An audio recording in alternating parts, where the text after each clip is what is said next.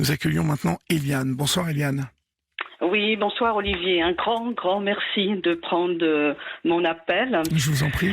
Ça me fait beaucoup de bien. Je vous écoute tous les soirs. Ça fait partie de ma motivation pour aller me coucher. Donc, je vous écoute vraiment tous les soirs. Merci encore bien, merci de votre émission. votre... Ça me fait un grand bien. Merci pour votre fidélité, ma chère Eliane. Merci. C'est très gentil, très gentil. Qu'est-ce qui vous amène? Dites-moi. Alors, je viens vers vous. Alors, j'ai 77 ans. Je vous appelle en tant que maman pour mon fils qui a 53 ans, oui. qui est dans une situation... Alors, moi, je suis en Bretagne, lui, il est dans le sud-ouest. Et donc, on est dans une situation problématique. Alors, je vous explique un petit peu l'origine. Oui. Son métier est ambulancier, passionné par son métier. La période Covid l'a amené à ce qu'on appelle un surmenage et un burn-out parce que beaucoup de contraintes pour tout d'ailleurs, les hôpitaux, le nettoyage, beaucoup de travail, beaucoup de remplacements. Donc, comme il était très disponible et que c'est quelqu'un qui était passionné par son métier, s'est rendu très disponible. Donc, à chaque fois qu'il y avait des malades dans son équipe, il les remplaçait, etc. Donc, il s'est laissé dépasser par les événements et donc ça aboutit sur un burn-out, un surmenage et surtout une grande déception parce qu'il est hypersensible, c'est qu'il n'a eu aucune reconnaissance de son entreprise. D'accord. Donc, face à son état de santé, à son épuisement, donc il a complètement décroché. Il a demandé donc une rupture conventionnelle à son employeur. Mm-hmm. Et donc, il est rentré chez lui, il s'est enfermé chez lui, et donc, il a commencé une descente aux enfers, c'est-à-dire psychologique, physique, rejet de tout, ne voulant plus travailler, n'ayant plus confiance en rien. Donc, il a complètement décroché, mais ce que j'appelle complètement décroché. Donc, suite à cette rupture conventionnelle, il a mis en place le chômage. Il a trouvé comme remède pour apaiser sa souffrance l'alcool. Il a rencontré l'alcool. Voilà, donc il est en consommation d'alcool excessif. Il a fait 2 séjours en hôpital spécialisé pour traiter l'alcool et il n'arrive plus à remonter la pente, quoi, tout simplement. Donc moi je suis en Bretagne. Comme je vous disais, je descends régulièrement le voir là-bas. Il ne veut pas quitter la région. Il est propriétaire de sa maison, quoiqu'il a encore un crédit, je crois, à payer. Oui. Mais là, la situation est grave dans le sens où, à partir de fin avril, il n'a plus aucun revenu. Alors... Pourquoi? Alors, je vous explique. Il a rencontré les psychologues, il a fait France Service, assistante sociale. Il a un médecin qui le suivait, qui a quitté la région. Il a retrouvé un nouveau médecin qui le découvre avec sa situation. Et donc, il lui a demandé de lui remplir un dossier MDPH pour obtenir une allocation handicapée, je crois. Oui, c'est ça. C'est ça, la fameuse AH. La MDPH, l'AH, oui. Voilà.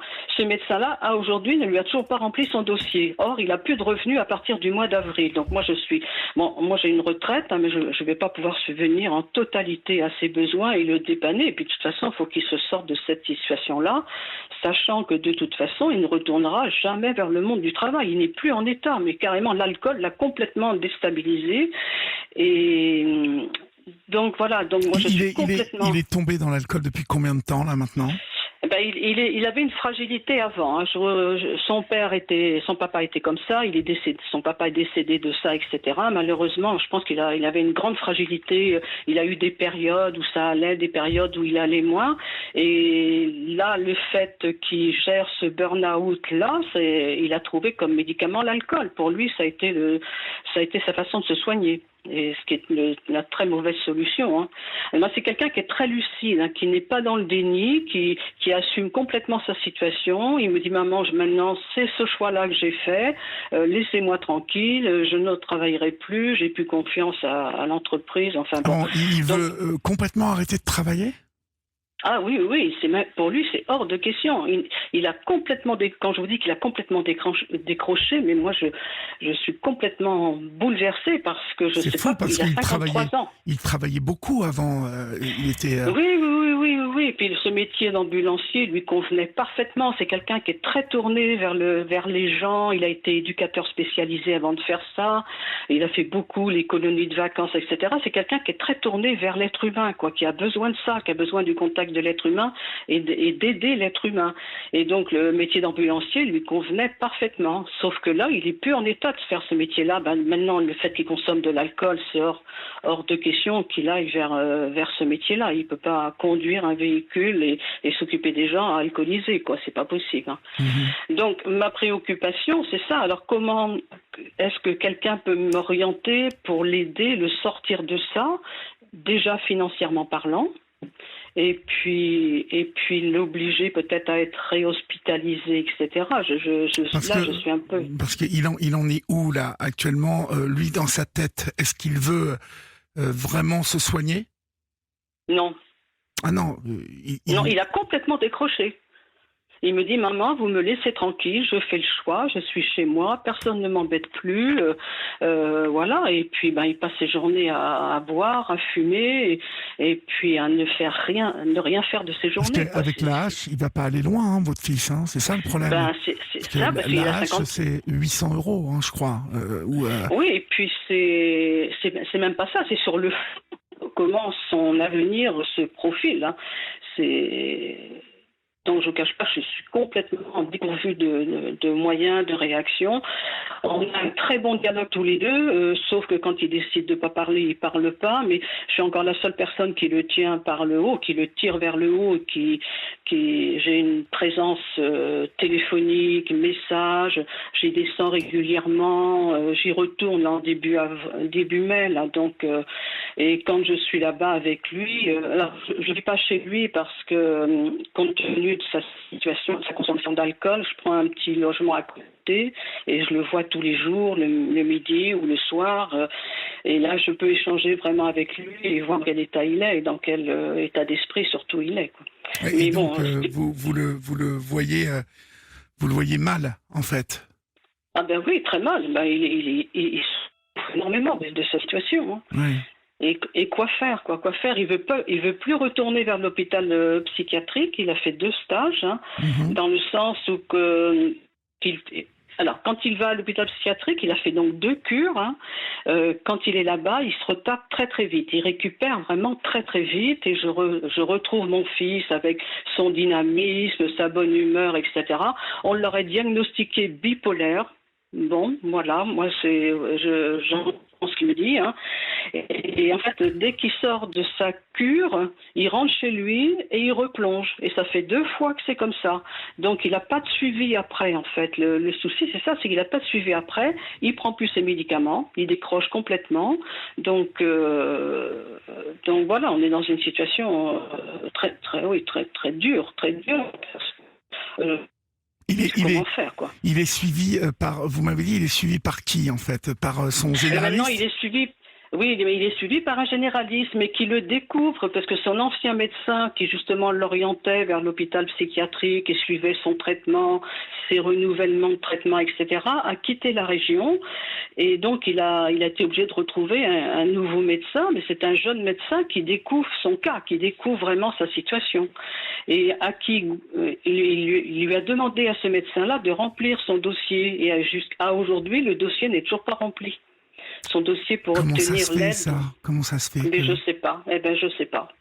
Ça, je sais pas. Il m'a encore dit il y a 2 jours que le dossier n'était pas rempli, que ça faisait le 3e rendez-vous qu'il faisait chez ce médecin-là et il n'avait toujours pas rempli son dossier. Alors moi, je l'encourage à retourner plutôt vers sa psychiatre à l'hôpital, la psychiatre qui le suivait et qui est peut-être plus habilité à remplir ce style de dossier pour qu'il ait au moins une aide assez rapidement. Hein. Moi, je ne sais même pas si c'est rapide, ce genre de demande. C'est-à-dire que il est coincé, là, tant qu'il n'a pas ce dossier. Et puis, alors, le temps qu'il ait la hache, je peux vous dire que ça prend un certain temps. Hein.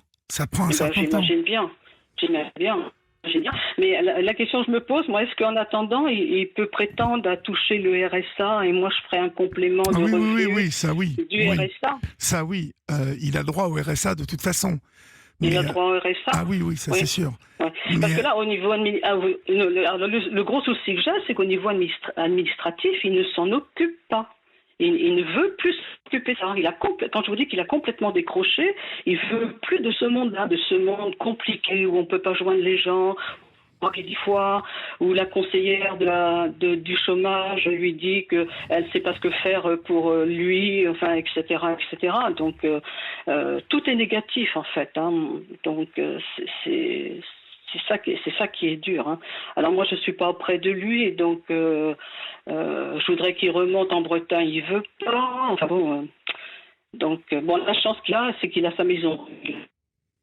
Donc, oui, mais c'est enfin, déjà est-ce qu'il a une compagne? Est-ce qu'il a, il a une Alors, copine? il avait une compagne, mais la compagne, elle est partie, hein, compte tenu de la situation, elle est partie. Alors, elle est toujours en relation avec lui. C'est d'ailleurs le seul lien qui me reste en permanence, c'est que dès que ça va pas bien du tout, elle me prévient. Elle m'appelle, donc je descends tout de suite. Mais moi, j'ai 77 ans. La route. Mais mettez-vous dans un coin où vous captez bien, parce que je vous perds un peu. Ah d'accord, et là c'est bon? Oui, là c'est bon. Là c'est bon, je bouge plus. Oui. Donc oui, sa compagne est très sympa, parce qu'elle continue à garder un lien avec lui, et dès que ça va pas, elle intervient, elle me prévient, et j'ai la chance d'avoir cette relation-là qui me permet d'être en permanence au courant de ce qui se passe, en fait. Donc voilà. Alors moi, le souci que j'ai, c'est que moi je peux l'aider un petit peu financièrement parlant pour un complément, mais ça va pas durer toute ma vie non plus, sachant qu'il a un frère. Et que si je donne à l'un, moi je donne à l'autre. Et dans ces conditions-là, moi je pourrais pas assumer de remise. Oui, mais d'argent l'autre frère, comment va-t-il? Il a une très très belle situation, zéro problème, tout va bien. Si vous voulez, là, tout de même, Eliane, il y a un moment où il faut aider celui qui est dans la panade. Et puis, mais je comprends, bien. Si vous ne donnez pas à l'autre en même temps, c'est pas grave. Et je pense que si l'autre a une belle situation, il comprendra. Oui, aucun souci, vraiment zéro souci. Voilà, que son frère a besoin. Souci. Non, mais je comprends bien. Le souci là, c'est que le souci, c'est que vraiment. Malheureusement, là, il est parti loin de ce que vous me décrivez. Il est quand même parti très loin dans l'alcoolisme. Dans le décrochage. Ouais. Et puis, décrochage, il n'a pas vraiment envie de décrocher, visiblement. C'est ça que vous m'expliquez, là. Il a décroché parce que le fait qu'il consomme de l'alcool, il est plus en état de... Ah oui, vous appelez le décrochage de la vie. Ok. Oui, de la vie, oui. Moi, je pensais que vous parliez du décrochage de l'alcool, parce que c'est comme ça qu'on...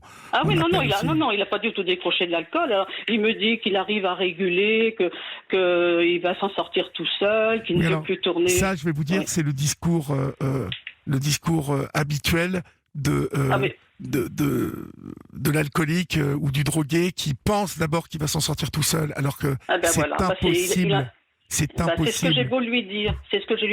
J'ai beau lui dire que ce n'est pas possible, possible. Ouais. Mais comme il rejette d'aller voir sa psychiatre, de prendre un traitement, voilà, donc on en est là aujourd'hui. Alors il me dit qu'il régule complètement, qu'il a beaucoup diminué, mais je pense que quand ça va pas, il doit pas diminuer, il doit reconsommer. Moi j'ai vu des choses atroces chez lui, les bouteilles de bière alignées sur toute une table, partout dans la cuisine, etc. L'horreur, mais vraiment l'horreur. Et donc voilà, alors moi j'essaie de rester debout et forte pour essayer de l'aider puis de le porter vers le haut, mais c'est très compliqué, très compliqué. Et là vient le souci de santé, mais aussi le souci de l'argent. Et le souci, je vais vous dire, auquel vous allez vous confronter, plus ça va aller, plus en fait vous allez vous heurter à son refus de se soigner, parce que tel est le cas en ce moment, avec un homme qui pense qu'il va s'en sortir tout seul, avec un homme qui pense qu'il régule les choses, mais moi ce que j'entends, c'est que il est en grande souffrance déjà, du fait d'avoir été malmené à son travail et surtout pas remercié ni pas mis à l'honneur en ayant été... c'est exactement ça. Cette grande sensibilité-là, il la paye très cher. Il est blessé, votre garçon. Il est blessé, et donc cassé, il est en pleine dévalorisation il se dévalorise, Absolument. vous voyez, il doit. C'est exactement ça. Bah oui, il doit se prendre. Au point de ne plus sortir de chez lui, il n'a plus aucun lien social, il s'isole complètement. Et lui, il me dit, mais maman, c'est le choix que j'ai fait. N'oublie pas, j'ai décidé, c'est le choix de ma vie. Donc, voilà ce qu'il me dit. Oui, donc en fait, de se laisser mourir, en fait, c'est ça qu'il est en train de vous dire. C'est exactement ça. Ouais. Donc, pour une maman, je peux vous dire que j'ai tout compris. Ouais. J'ai vraiment compris tout ça et je ne sais pas comment l'aider. Alors, son frère a beau essayer d'intervenir, mais comme son frère a une très belle situation par rapport à lui, sa dignité est touchée, donc ils sont en relation, mais son frère ne peut pas l'aider puisque de toute façon, il ne le rappelle pas, il ne lui répond pas. Donc, c'est pas qu'ils sont pas fâchés, loin de là, hein, parce que son frère aîné est prêt à descendre, à faire n'importe quoi. Parce que son frère est resté en Bretagne. Il est en Bretagne, oui, il est en Bretagne, oui. Ouais, le problème, c'est que votre fils, il s'est déraciné aussi en partant là-bas dans le sud. Ah, on est bien d'accord. Il n'a pas de copains, je suppose, dans le sud. En fait, il a suivi sa compagne qui est de la région, en fait. Voilà. D'accord. Il s'est marié avec une jeune dame qui est de là-bas. Mais est-ce qu'il se plaît là-bas dans cette région? Oui, il ne veut. Alors, moi, je me suis presque fâchée pour qu'il remonte en Bretagne, parce que son frère et moi. En Bretagne, c'est plus facile qu'il soit auprès de nous, qu'on puisse un peu plus le surveiller, faire les choses ensemble, lui redonner de la dynamique avec la famille autour, parce que toute la famille est en Bretagne. Il ne veut pas quitter la région. Il ne veut plus quitter cette région-là. Ouais. En fait, je pense qu'il ne veut plus rien faire, en fait. Hein. Ouais, il me dit qu'il est attaché à sa maison. Il est en pleine dépression, votre fils. Il y a longtemps, longtemps qu'il est en dépression. Alors, ce diagnostic bipolaire est arrivé là il y a à peu près 1 an. Moi, j'ai du mal à y croire. Moi aussi. Qui l'a diagnostiqué? La psychiatre de l'hôpital. S'il avait été bipolaire, votre fils, ça se serait vu avant. Est-ce qu'il avait des épisodes de grandes émotions, mais down and up? Est-ce qu'il vous avait habitué à ça? C'est vrai, il avait des périodes tout un peu foufou, un peu marrant, un peu voulant faire rire tout le monde, etc. Et puis il y a d'autres périodes où effectivement il était beaucoup plus triste, avec le regard un petit peu dans le vide, etc. Par intermittence. Alors, ça correspond quand même, oui. Hein. Ça correspond quand même. Oui, il a eu cette période-là avant d'ailleurs qu'il ne reprenne ce métier d'ambulancier. Hein. Il a eu un passage un peu compliqué. Donc, alors il se complaît dans sa maison, il sort pas, il voit personne, sauf quand j'y vais. Son ex-épouse va le voir régulièrement, mais ça le fait pas avancer en fait, c'est ça. Ça le fait pas avancer du tout. Ouais. Bon, Olivier, vous me dites que pour obtenir la hache, c'est compliqué, c'est long, si j'ai bien compris. En fait, la hache, il doit avoir une maladie longue durée, nous dit une ALD. Ouais. Donc ça ne s'obtient pas comme ça. À l'hôpital, il a été pris à 100%. Oui, c'est possible. Après, je ne sais pas... pas... Alors, je ne sais pas s'il a l'ALD. Hein. Je sais même pas s'il a l'ALD. Je ne sais pas. Il faudrait que ça, ils vous le disent, en fait. Oui, mais là je redescends début mai, donc je vais refaire le point sur son côté administratif. C'est-à-dire que le problème en plus, si vous voulez, c'est que vous le renvoyez vous sans le faire exprès, hein, mais vous êtes sa maman, vous essayez de le tirer vers le haut, et à chaque fois que vous devez lui parler, vous le renvoyez à son état de handicap, en tout cas de malade de son alcoolisme. Oui, et en même temps, moi je suis toujours très positive quand je lui parle. Je lui dis que c'est quelqu'un de bien, qu'il a plein de choses à faire, c'est très bien. De la vie. C'est très bien. Moi je lui parle que comme ça, hein, mais que comme ça. Il me dit, je le sais, maman, mais de toute façon, c'est pas le choix de vie que j'ai fait. Voilà, donc il m'a dit il m'a dit d'ailleurs une fois violemment, il me dit arrête de penser que c'est toi qui vas me sauver. Je n'en ai pas envie. Voilà le langage qu'il me tient. Oui, non, mais c'est parce qu'il a décidé de se laisser mourir, en fait. Donc, il a laissé, en tout cas, de se laisser couler. Voilà. C'est exactement ça. C'est exactement ça. Bon, Olivier, alors. Là, quand je vais redescendre, c'est quoi? Je lui fais faire... Alors, j'espère que le médecin va finir par lui remplir ce dossier. Moi, je pense que déjà, il faut que vous preniez les choses en main quand vous redescendez, c'est-à-dire prendre le temps nécessaire à vraiment ne pas remonter avant que vous soyez dans quelque chose au niveau des médecins. De concret. Concret. Oui, que vous soyez dans quelque chose de concret, c'est-à-dire que... Moi, je peux même aller voir son médecin pour savoir effectivement... j'aime pas trop le court-circuiter parce que par rapport à sa dignité et puis à sa confiance, j'aime pas trop faire les choses peut-être pas dans son dos, mais il faut bien que je fasse quelque chose aussi. Sans faire les choses dans son dos. Ce n'est pas question de faire les choses dans son dos, mais c'est simplement faire les choses dans l'ordre. Hein, et faire les choses dans l'ordre, c'est bien déjà vous assurer que il ait rempli ses papiers. Et puis là, vous pourrez entamer une démarche pour qu'il ait ses allocations. D'accord. Au moins le RSA dans un premier temps pour... parce que moi, je peux lui faire un complément par rapport à ses besoins de vie, parce qu'il n'a pas besoin de grand-chose. Alors bon, le tabac, l'alcool, je pense que c'est quand même un budget. Hein, je ne sais pas trop. J'aimerais bien que cher. tout ça s'arrête. C'est cher. Voilà. Sa compagne me dit qu'il ne mange pas beaucoup. Il doit faire qu'un repas par jour, parce que s'il boit, je pense qu'il ne mange pas. Ça doit être ça, si j'ai bien compris. Quel malheur qu'il se soit laissé couler comme ça. C'est terrible. Mais ça me semble que c'est quelqu'un de bien. Hein, c'est vraiment quelqu'un qui est chouette, quoi. C'est vraiment... moi, j'ai une grande complicité avec lui, hein, mais vraiment une très très grande complicité avec lui. Hein. Sauf que quand il en a marre de m'entendre ou que j'essaye de lui faire comprendre certaines choses, il me dit mais maman, t'as oublié que j'ai 53 ans, donc je fais ce que je veux. Quoi. Écoutez, restez avec moi, on va prendre le temps de conclure et puis le temps du journal nous laisse toujours la possibilité peut-être d'avoir un appel pour vous et peut-être vous qui êtes dans qui avez connu cette situation, peut-être pouvez-vous nous appeler pour échanger avec Eliane. En tout cas, restez avec moi, Eliane. On laisse passer l'info et on se retrouve tout de suite, d'accord ? Oui, merci. De Michel, qui est une Bretonne exilée et qui nous dit qu'il existe à Montpellier un test qui a été mis au point par des chercheurs qui permet de faire la différence entre dépression et bipolarité, qui sont souvent deux diagnostics qui sont assez proches pour qu'on puisse les confondre. Et visiblement, c'est à partir d'une simple prise de sang que l'on peut déterminer si il y a plus un côté bipolaire ou un côté de dépression, en fait. Donc, c'est toujours bon à savoir. Hein. D'accord. Et donc, c'est où ce centre ? C'est à Montpellier. À Montpellier. Et je ne sais pas si votre fils est loin de Montpellier, mais... non, mais peu importe. Hein, de toute façon, moi, je suis prête à bouger pour le sortir de là. Il n'y a pas de souci. Hein, parce que si vous voulez, si sa bipolarité n'est pas soignée, s'il a été diagnostiqué bipolaire et qu'elle n'est pas soignée, est-ce que vous savez si elle est soignée, cette bipolarité ? Non, non, parce qu'il prend aucun médicament. Bon, donc du coup, c'est très mauvais. Non, c'est pour ça qu'il peut pas s'en sortir. Eh ben oui, parce que la bipolarité, il y a quand même aujourd'hui pas mal de choses qui stabilisent la bipolarité. Donc, oui.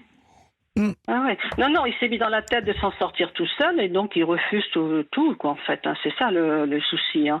Il a l'impression d'avoir une surforce quelque part et voilà, donc c'est déroutant parce que il en est convaincu quoi. C'est ça qui est dur. Hein. Oui. Mais il n'y arrivera pas plus seul. C'est ça que moi je le sais, tout le monde le sait, tout le monde le dit. Hein. C'est impossible. Hein. Donc impossible. Voilà, donc impossible. Ah, oui. Il faut que j'arrive habilement à le réorienter pour qu'il se soigne, quoi, tout simplement. Hein. C'est possible après que vous puissiez l'influencer assez pour qu'il... D'ailleurs, je vais lui dire que je vous ai appelé parce qu'il sait que je fais beaucoup de démarches. Hein. Il sait très bien, mais maman, tu t'inquiètes pas, je sais que tu t'inquiètes. Donc, il essaie de me protéger en même temps. C'est ça qui est paradoxal, hein, parce qu'il voit bien le tourment que ça m'amène et le désarroi. Et puis, mon impuissance, surtout. Moi, je me sens tellement impuissante et puis je veux le sortir de là. Jamais je l'abandonnerai, quoi. C'est ça, je suis dans une lutte permanente au quotidien. Hein, donc... il faut que j'arrive à trouver le truc pour qu'il s'en sorte, quoi. Vous savez, il sait que vous vous mettez en 4 pour lui. Oui.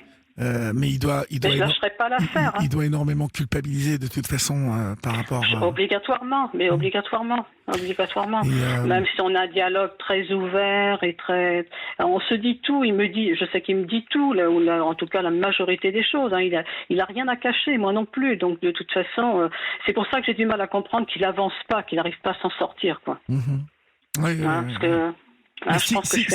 Je vous dis, si cette bipolarité n'est pas soignée, il faut impérativement la soigner. Ça... Ouais, je vais peut-être argumenter sur ça, sa bipolarité plutôt que de l'alcool. Voilà, il verra beaucoup plus clair. Et puis, l'alcool est souvent une conséquence de la bipolarité où on a des comportements, quand on est bipolaire, de mise en danger. Donc, il y a vraiment déjà un espoir possible qu'il puisse, vous voyez, aller un peu mieux. Et donc, y voir un peu plus clair. Et puis, peut-être avoir un sursaut de vie en se disant, mais bon, peut-être je peux m'en sortir. 53 ans, il va pas s'arrêter de travailler à 53 ans. C'est pas possible, mais c'est pas possible de toute façon. Puis même pour son équilibre en général, mais je peux, Olivier, là, dans l'état où il est actuellement, je vois pas quel est l'employeur quand il va le voir se présenter qui est capable de le recruter. Non, mais, parce que c'est pas pour maintenant. Quoi qu'il arrive, je sais bien. Eliane, la reprise du boulot, c'est pour dans des mois. La première étape, là, c'est se soigner et se sortir de là. Après, quand il se sera sorti de là, il sera bien temps de reparler du boulot dans son secteur. Il y en a. Hein. Oui, mais tout à fait, Vous savez, quand on est dans cet état-là, il faut pas mettre tout de suite. Il faut pas vouloir tout régler vite parce que ça n'est pas possible déjà. Et puis le premier challenge qu'il a à relever. Et comme il vous dit que pour l'instant il en est hors de question et que il veut se laisser couler, il y a vraiment à le persuader déjà de se soigner. Hein. C'est déjà la première chose. Okay. Hein d'accord, ok, très bien. En tout cas, Olivier. si nous recevons des infos pour vous, on vous les transmettra, Eliane. Je veux bien, vraiment. Merci, plein de merci, je vous en prie. Grand merci et plein de bonnes choses pour vous, Olivier. Et puis, c'est surtout pour vous plein de bonnes choses. Et puis, n'hésitez pas à me tenir au courant, d'accord ? C'est très gentil. Merci beaucoup. Je vous en prie, je vous embrasse. Au revoir. Merci.